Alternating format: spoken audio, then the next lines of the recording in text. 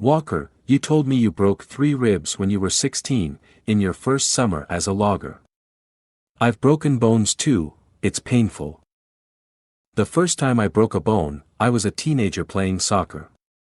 I fell backward and landed funny on my left hand. It hurt the moment it happened, but not badly, and I didn't realize I had a fracture until I was on the sideline and it started to swell.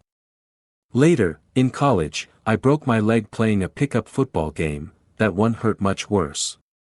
Most recently, a few months ago, I was fighting in a Taekwondo match, and when I walked off the mat, I saw that my foot had swelled and I knew, broken. Every broken bone offers a different kind of pain. The ones that crack really hurt, there's that flood of adrenaline, the rush of blood, and then the dill throbbing punctuated by sharp spikes of pain. But the pain of a broken bone has little in common with the pain that comes from being unable to find work, the monotony and self-doubt, the slow drain of energy from your mind and your body, the hopelessness that sets in as you wake up and remember that you have nowhere to be that day. And that pain, of course, is different from the pain you feel when someone you love dies and you catch yourself thinking about her as if she were still alive.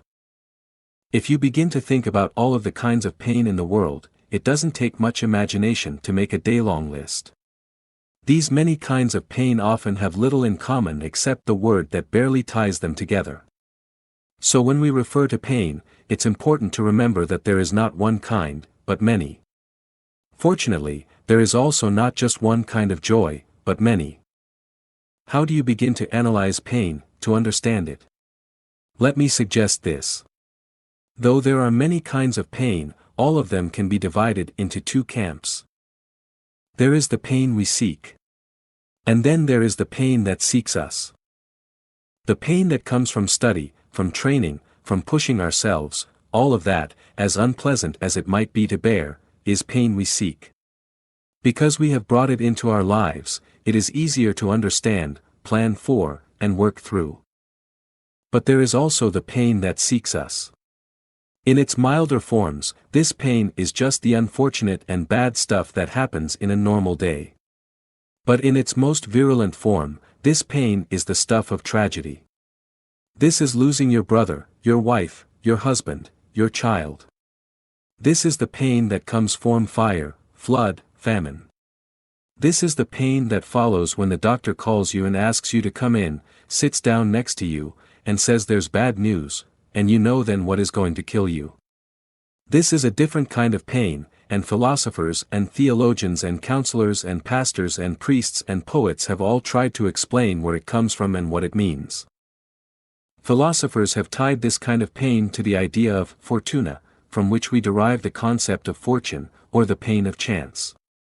Unlike a pain we might seek when we set out to accomplish a goal, the pain of fortuna hits us without regard to our desires and often without warning. Fortuna suggests that certain things are written into our lives, certain events are beyond our control.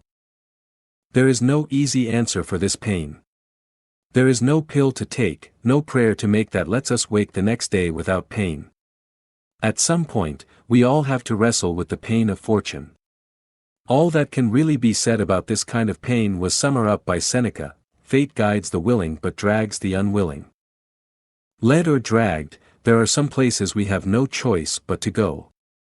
The pain brought by fortune is, of course, as old as our species. But profound thinkers have developed strategies to confront this pain, to understand it, and to find a measure of serenity even when everything is crumbling around us.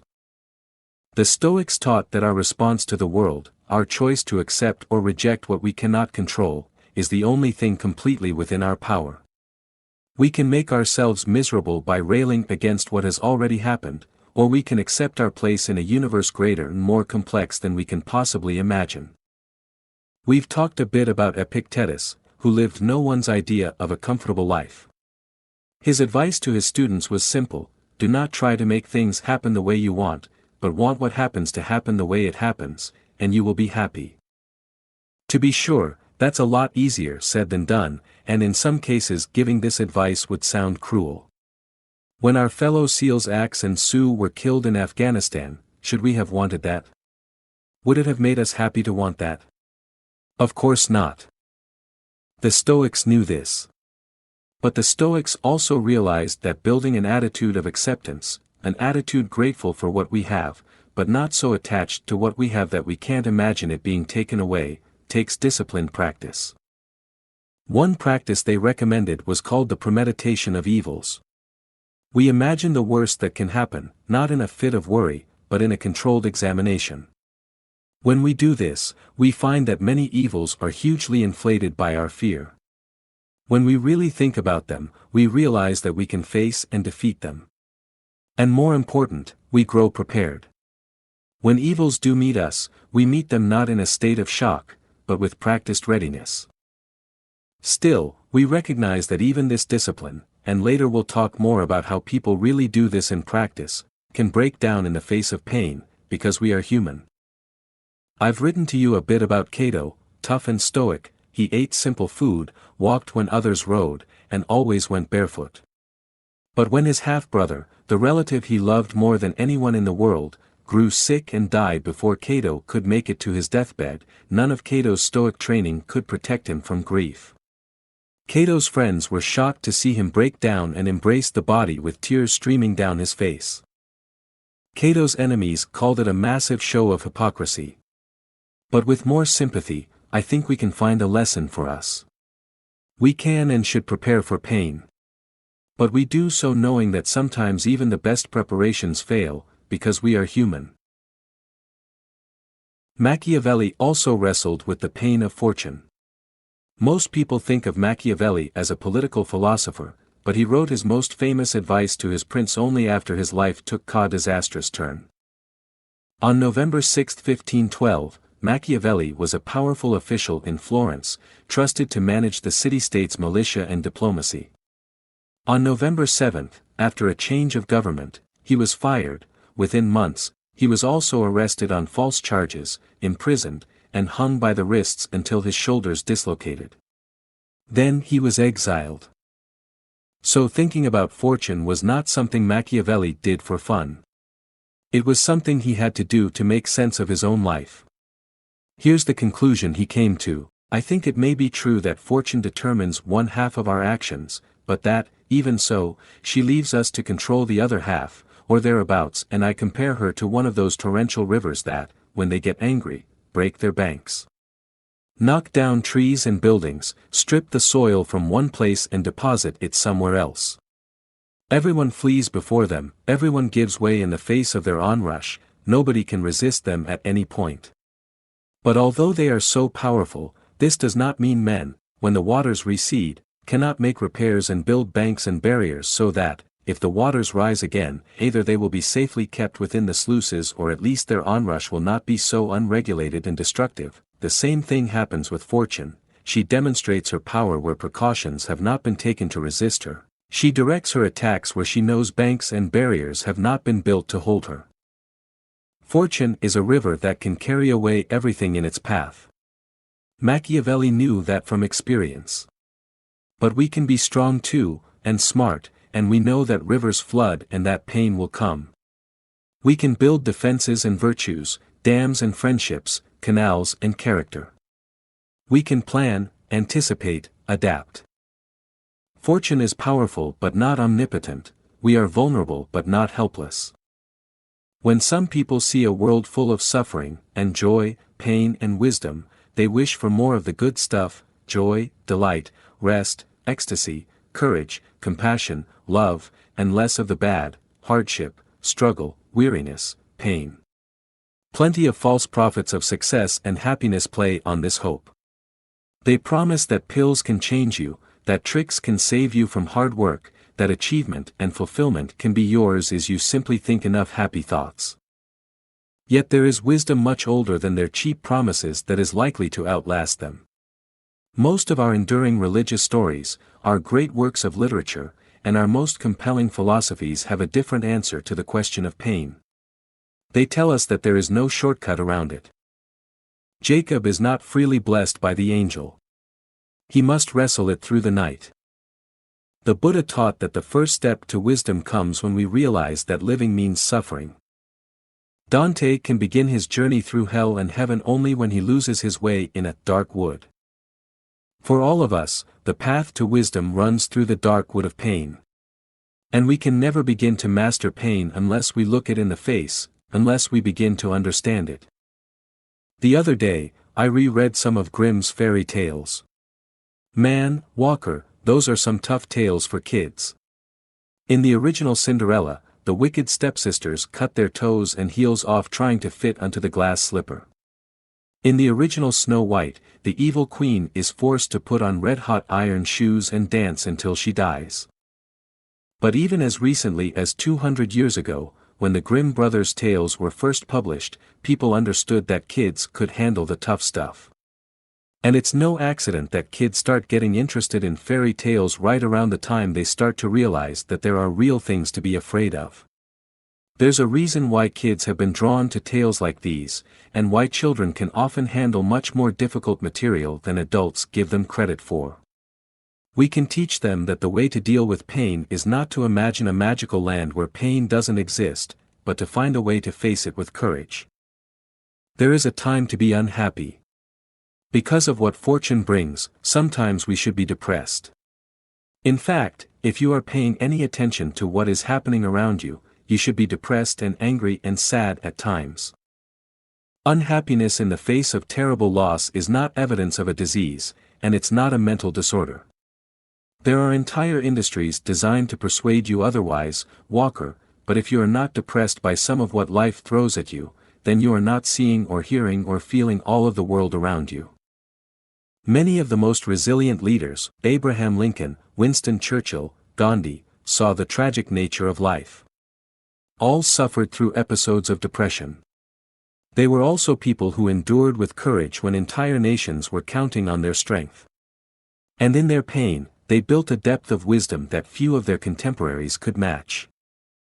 With Lincoln, writes Joshua Wolf Schenck, the author of Lincoln's Melancholy, we have a man whose depression spurred him, painfully, to examine the core of his soul, whose hard work to stay alive helped him develop crucial skills and capacities, even as his depression lingered hauntingly, and whose inimitable character took great strength from the piercing insights of depression, the creative responses to it, and a spirit of humble determination forged over decades of deep suffering and earnest longing. It would be wrong to say that Lincoln ever overcame his depression. Whatever greatness Lincoln achieved cannot be explained as a triumph over personal suffering. Rather, it must be accounted an outgrowth of the same system that produced that suffering. This is a story not of transformation but of integration. Lincoln didn't do great work because he solved the problem of his melancholy. The problem of his melancholy was all the more fuel for the fire of his great work. Schenck adds that a man like Lincoln would most likely be disqualified from holding public office today. His depression would be seen as a failing of character. An unwillingness to endure the hardship of a depressed time keeps us from the possibility of capturing the wisdom and strength and joy that can exist on the other side. There is a season to be sad.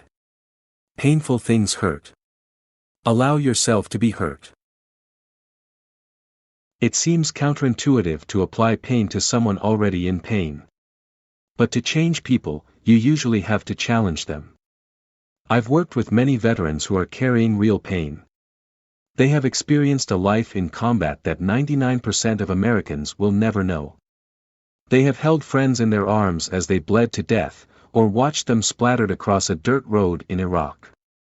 Some have had death knock at their doorstep, and in the process, they've lost arms and legs, eyesight and hearing. Too many have anesthetized this pain with a bottle of alcohol, whittled their lives away staring at the TV, let days go by without ever speaking to another human being. In our work, we don't give things to veterans to ease their pain, we put a challenge in front of them to rebuild their purpose. The challenge is to serve again in their community. We ask them to take on a new kind of work, tutoring a kid in reading, or building a house, or helping a person who's homeless, with all the fear an unfamiliar task can bring with it. Let me tell you how this works in practice. Tim Smith was one of the first veterans I worked with when I came home. Tim deployed with the 1st Armored Division into Iraq. They fought hard, and Tim saw friends carried off the battlefield wounded. But he had an important mission and a great team. One day, Tim and his close friend Doc went on a supply run. They were at one of those little PX stores, and Doc bought a cell phone to talk with his wife and 2 young kids. The next day, as Tim was coming off guard duty, a friend told him, "Smitty, I've got some bad news. 8 of Tim's friends have been killed in an explosion. Doc was one of them." When Tim came home, he tried to get things together. His first 6 months were the hardest. He had a lot of time to think and not a lot to do. Eventually he went back to school to finish his degree and found a job working the night shift at the post office. When I met Tim, he had 1 young son. Another would come soon. He was still waking up in the middle of the night to check for his rifle under his bed. Tim had a supportive wife, but as he struggles to wrestle his life together, he wondered if he was being a good husband. It was clear to everyone that Tim was in pain. When we sat down, what I said to him was pretty simple: "How are you going to continue to serve?" He knew that his family needed him to be strong, and I told him that we, his community, his country, needed his strength too. Now keep in mind, Tim was already working. He had a family to take care of. He was dealing with a few injuries, both psychological and physical. And I'm asking him to do more, not less. I'm asking him to push himself, to serve again. Tim said that it was the first time since he'd been home that someone had asked something of him. It was the first time since he'd been home that someone had respected him enough to challenge him. Tim rose to the challenge. We traveled together around St. Louis to find a good place where Tim might serve. Before long we found a volunteer position with the VA. Tim later turned that volunteer position into a full-time job. When you come to St. Louis, Walker, we'll have dinner with Tim. When you think about models, Tim could be one for you. He eventually finished his master's degree. Then, after a few more years of solid work, he left his job and started his own business, Patriot Commercial Cleaning. Tim now employs other veterans, who go to school during the day and work at night. He's now got 19 veterans working for him on 34 contracts all over Missouri and Illinois. Sometimes, not always, but sometimes, you fight fire with fire. You meet pain with pain. You give a challenge to someone who's challenged, and he grows stronger. The other day, I was talking with a friend who had a job many of us would envy. It paid well and provided steady work that would likely support him for the rest of his life. His problem? He was bored. And it was boredom of the most painful sort. He was bored with himself. He felt no urgency in his life, no sense of meaning. The prospect of leaving his job, however, would mean uncertainty and financial insecurity for his family.